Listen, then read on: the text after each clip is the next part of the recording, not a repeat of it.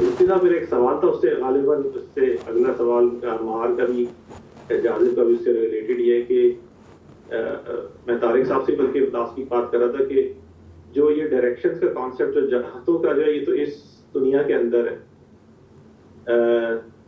لیکن جو حضرت آدم علیہ السلام کا جو اللہ تعالیٰ نے قرآن میں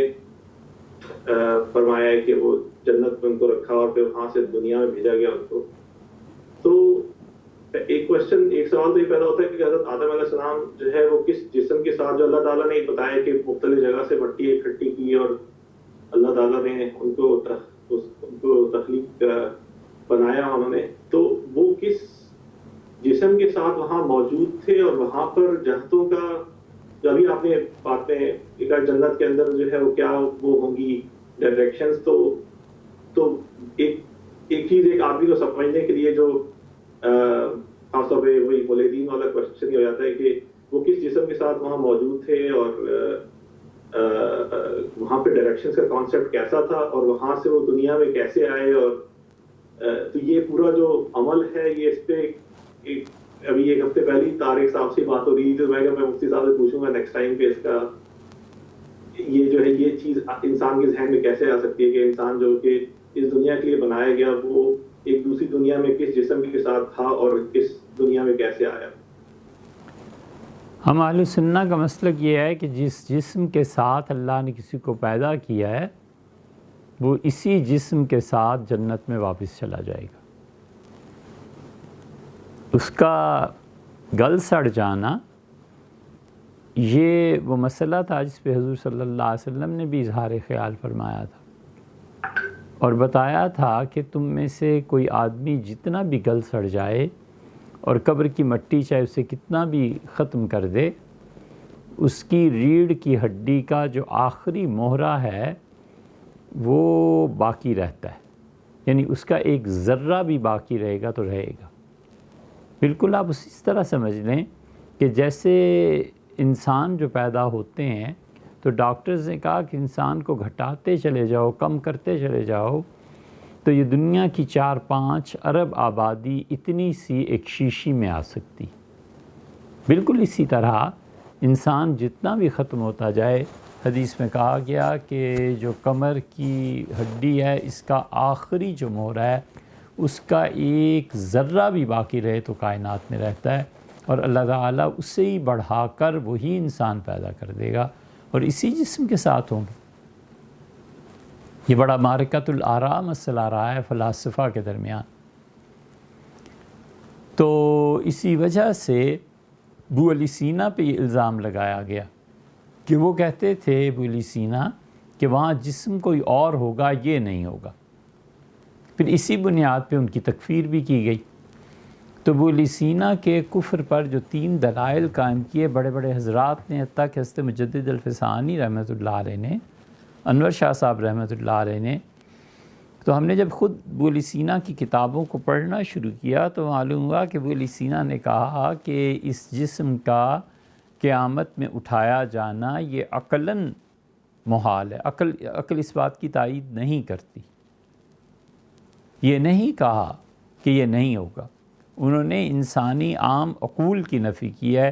کہ عقل انسانی اس کی تائید میں کہاں سے دلائل لائے گی، یہ نہیں ہو سکتا۔ لیکن غالباً ان حضرات کے پیش نظر جو نسخہ تھا اس میں اس عبارت میں کوئی چیز بدلی ہوئی ہوگی، تو اس سے انہوں نے تکفیر کا فتویٰ دیا۔ سیدنا آدم علیہ السلام پیدا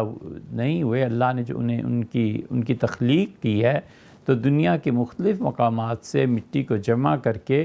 حضور صلی اللہ علیہ وسلم نے اس کی کئی چیزیں بیان کیں۔ مثلا یہ کہ ان کا ڈھانچہ بنایا گیا، شیطان نے اسے دیکھا، پھر اس نے دیکھا قرآن کریم میں بھی آیا ہے کہ کھنکتی ہوئی مٹی سے پیدا کیے گئے، یعنی ڈھانچہ یا مٹی کی چیز کوئی وہ جب اس میں کھنک پیدا ہو جاتی ہے، اس حالت میں شیطان نے دیکھا اس کا اندر سے جو یہ کھوکھلا ہے اس کو بہکانا کون سا میرے لیے مشکل کام۔ اس طرح کی چیزیں آئی ہیں، وہ اسی جسم مبارک کے ساتھ اس دنیا میں بھیجے گئے، اسی جسم کے ساتھ قیامت میں پھر جنت میں چلے جائیں گے، یا یہ کہ انہیں وفات کے بعد جنت میں بھیج دیا گیا ہو، یا یہ کہ ان کی روح برزخ میں ہو اور ان کا جسد مبارک اس زمین پہ کہی ہو۔ انبیاء علیہ السلام کے ساتھ بھی ایسے ہی ہوتا ہے، تو یہی جسم ہے، اس پہ سارے احکامات وارد ہوتے ہیں۔ پھر یہ بھی ہوتا ہے کہ اس جسم میں قوت پیدا کر دی جائے۔ رؤیت باری تعالیٰ کا مسئلہ، اس میں اہل سنہ نے ایک دلیل یہ بھی دی ہے، وہ کہتے ہیں کہ آنکھوں سے اشکال کیا ہے تمہیں، تم جو اللہ تعالیٰ کے دیکھنے کے قائل نہیں ہو کہ قیامت میں خدا کو دیکھا جائے، تو اس میں اہل تشیع، معتزلہ اور بہت سے دوسرے لوگ وہ اس بات کے قائل نہیں ہیں کہ قیامت میں اللہ تعالیٰ کو دیکھا جا سکے گا۔ تو اہل سنہ نے اس کے جو جوابات دیے ان میں سے ایک جواب یہ ہے کہ وہ کہتے ہیں اسی جسم انسانی میں قوت زیادہ کر دی جائے گی۔ مثلا نظر میں طاقت بڑھا دی جائے گی، تو نظر جن چیزوں کو نہیں دیکھ سکتی ان کا ادراک کرے گی، بصارت حق تعالی شانہ اس کی تجلیات اس کا ادراک کرے گی۔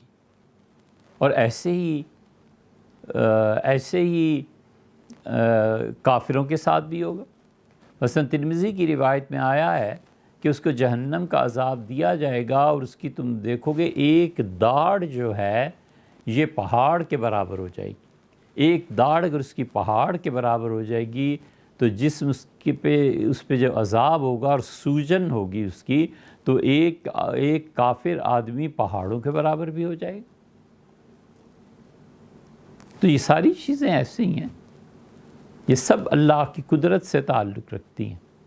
کہ اللہ تعالیٰ اس میں، لیکن بنیادی طور پہ انسان ایسے ہی ہوگا، اس کے قد میں لمبائی ہو جائے، اس کی عمر میں چھوٹائی ہو جائے۔ مثلا وہ 60 سال کا مرا تھا تو حضور صلی اللہ علیہ وسلم نے فرمایا جتنے بھی جنتی ہوں گے ان کی عمریں 30 سال ہوں گی۔ اس کے چہرے کے نقش و نگار وہی ہوں گے جو دنیا میں ہوتے تھے، البتہ اس کی رعنائی میں اضافہ ہو جائے گا۔ یہاں تک کہ کچھ لوگوں کے متعلق آتا ہے کہ وہ اپنے گھروں کو جب آئیں گے اور وہاں اب زمانے کا، ٹائم کا کیا تصور ہے یہ ایک الگ بحث ہے، مگر آتا ہے کہ تم جمعے کے دن جاؤ گے پھر واپس آؤ گے تو تم میں سے کتنی جماعتیں، کتنے لوگ ایسے ہوں گے